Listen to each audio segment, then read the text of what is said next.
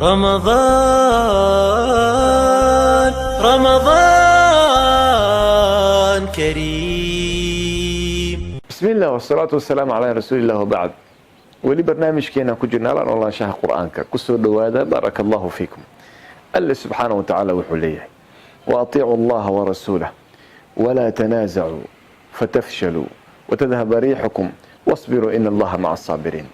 آياdan waxay u baahan tahay maanta ummatul islaam iyo dhalinyarada islaamka iyo dhammaan siyaasiyiinta iyo dadkoo dhan in boorarka xafiisyada gadaashooda lagu qoro, in iskoolada lagu qoro, in meelaha lagu kulmo lagu qoro ilaahay iyo rasuulkiisa adeeca. waa libaanta adduunyada aakhiro. adeecida Allah subhanahu wa ta'ala maxaa laga wadaa? waa inaad ka tagtaa shahawaadka iyo waxyaabaha xumaanta ah oo waxa weeye aad ku dhacayso inaad ka tagto. marka waxa sameynaysidna inaad u samayso ilaahay dartii. haddii aad xafiis fadhido, haddii aad meel kale fadhido, haddii meel kasta aad joogto, waxaa loo baahan yahay inaad xayriso taqwada alle subxaanahu wa tacaala, aad ka baqato alle subxaanahu wa tacaala.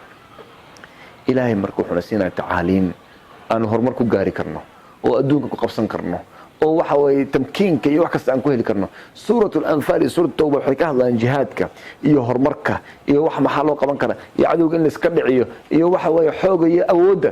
taasna waa loo baahan yahay. islaamku ma aha diin jiifto, ma aha. islaamku ma aha diin waa laga xoog badan yahay iska fasaxanayna, ma aha. islaamku waa awood, waa xoog, waa quwa. dadba waxay oran karaan sheekhu ha nagu soo jeedin wax naga maqan. maya, dawlad kasto امبراطوريات كستو waxay leedahay awood. hub baa laga taa, silaax baa leeyahay. maanta maxaa looga gabanayaa awoodaha waaweyn adduunka? waxaa looga gabanaya waxa weeye awood bay leedahay, hub bay leeyihiin.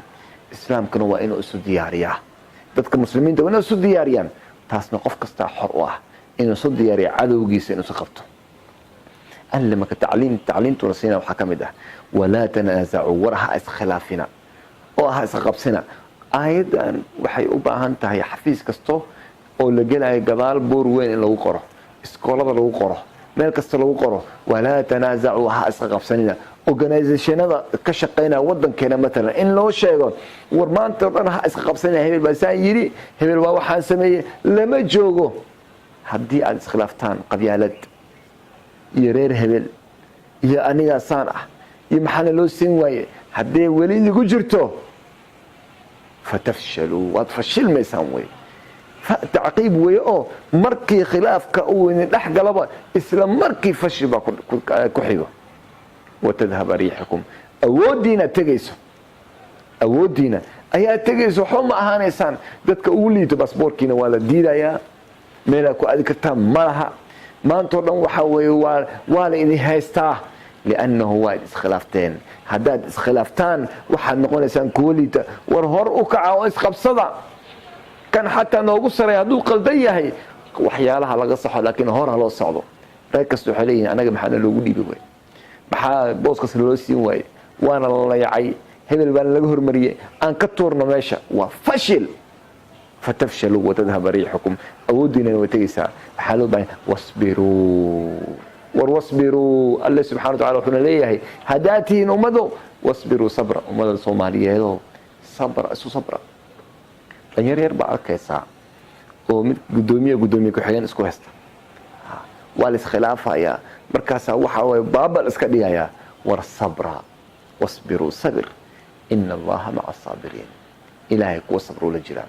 آيات الله بعد أن قادنا ما دام أن كحض لنا أود iyo hor in loo socdo iyo dawlad in la dhiso iyo military la dhiso. in Allah ashtara min almu'minina anfusahum wa subhanahu wa ta'ala yiri qofku waa inuu ruuxdiisa iibin karaa, waa inuu wax kasta bixin karaa si uu diinta islaamka u badbaadiyo. taas lagama wado waxaan isku xirayaa qarax, dadkan qarxinaya waa fashil, waa fulaynimo.